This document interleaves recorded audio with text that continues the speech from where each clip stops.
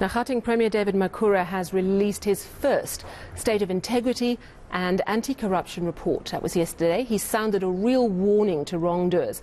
The Premier says hundreds of officials have been charged through disciplinary processes. Criminal cases have been opened. Given the province's dismal record on corruption, particularly regarding the provincial health contracts during the height of the COVID pandemic, a commitment to clean governance is a critical message. Well, I'm joined now by Dr. Terence Nombembe, former Auditor General, and he's the Chairperson of the Gauteng Ethics and Advisory Council. Dr. Nombembe, thank you so much for joining us in studio. So, talk to me about what your council does in relation to clean governance in Gauteng. Thanks, Sally, and good evening to your viewers as well. Basically, what the council does, it is an advisory body to the Premier and by extension to the executive committee that he runs within the province. It also extends to advising to the integrity unit that the Premier has in his office. And it's a multi-stakeholder council that's made up of people from civil society, labor, business, professional bodies. I forget the others, but it's a broad multi-stakeholder company, civil society based here. Are you paid, and who funds you? We always got to talk about money with the former Auditor General. We're funded by the integrity unit of the Premier in the Premier's office. Right. Yes. So was it your council that advised the Premier that he needs to start vetting all his supply chain management people, for example? Actually not, but we look at some of the initiatives that they take, we evaluate them, we then advise on the adequacy or shortcomings that may be related to those initiatives.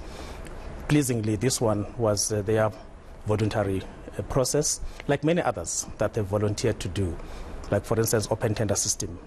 Those are some of the issues that the Premier Integrity Unit had volunteered. Ours is to evaluate them to make sure that they work effectively.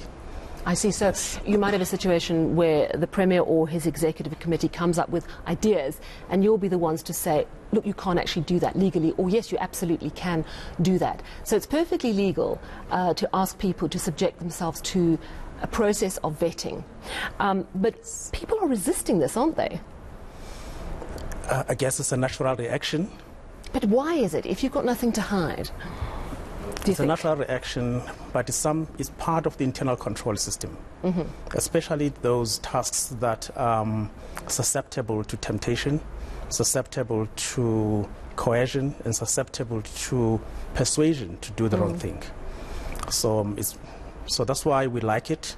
That's why it needs to be done as a mandatory process for those that are at risk. If people in the supply chain management system refuse, are they going to get fired? One has got to look at their conditions of employment and make sure that they have been updated and revised to be consistent with the nature of their job, the risk, and the new provisions that are associated with their jobs. And there are many things that are being looked at to be updated and improved within that system. For instance, with business, we have had a look at the integrity pledge. In fact, it's an integrity pact, which is an agreement. Whether or not is it legal to have that as part of the tendering process. And we asked that a legal opinion be sought in that respect. And the legal opinion came back from Senior Council to say this is perfectly legal, there's nothing wrong with it. So that is now intended to be part of a tendering process. Do you have an estimate, even if it's a rough guess, on how much of the Gauteng government, the civil servants, are rotten? Is it half? Is it 10%? Is it 80%? Do you have a measure of how much rot you still have to get out? The issue with that, Sally, is that it's not about the number of people, but it's the quantum of what those people are exposed to in terms of responsibility. So if I were to hazard a guess, it's not all the civil servants that are part of the bad light that Gauteng may be associated with. but it's those that have got the privilege and the honor of being accessible to the coffers and the responsibilities for tendering and dispensing of money. The Gauteng Premier said yesterday that this open tender system, which of course came in during COVID, my understanding is to facilitate the quick acquisition of vital things such as masks and protective equipment. But he says that open tender system led to a feeding frenzy for the corrupt. I want to ask you, is it a system that lends itself to corruption, or will the corrupt find a way through any system? It is the latter. It's the people that would find a loophole in the system. That's why transparency, regardless of what the circumstances or what the conditions may be, has got to be upheld all the time. And it is a pity that during the COVID and the hard lockdown situation, there has had to be emergency purchasing that has had to be done. But there ought to have been more tighter monitoring in order to make sure that that loophole does not get. It's interesting what we're seeing in KwaZulu-Natal with the real-time auditing. It sounds like there's a great deal of effort. I want to ask you, though, and this is the complaint, because not the complaint, but the worry.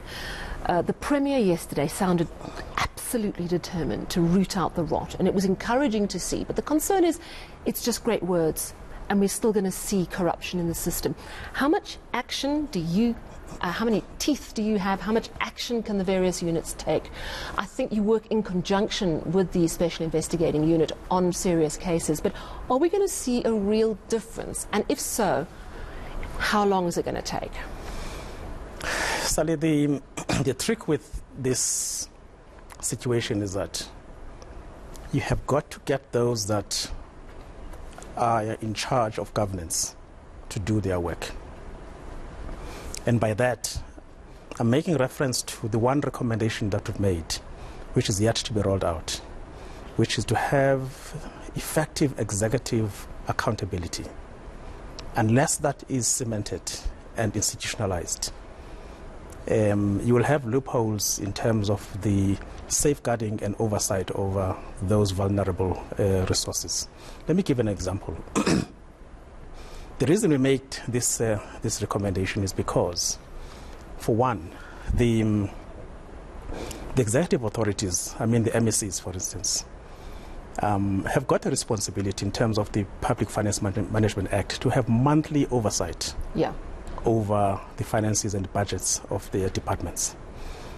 But that's where the law ends. It doesn't say how, it just amplifies the what.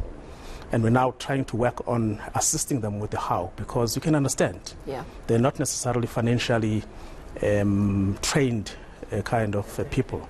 So we've got to help them with that stringent MFMA responsibility. So kind of a support in being transparent, spotting the red flags and moving quickly to contain it. Thank you so much. Good luck. I think you're going to need it, but it's good to hear that these steps are being taken. That, of course, is Dr. Terence Nombembe, Chairperson of the Gauteng Ethics and Advisory Council.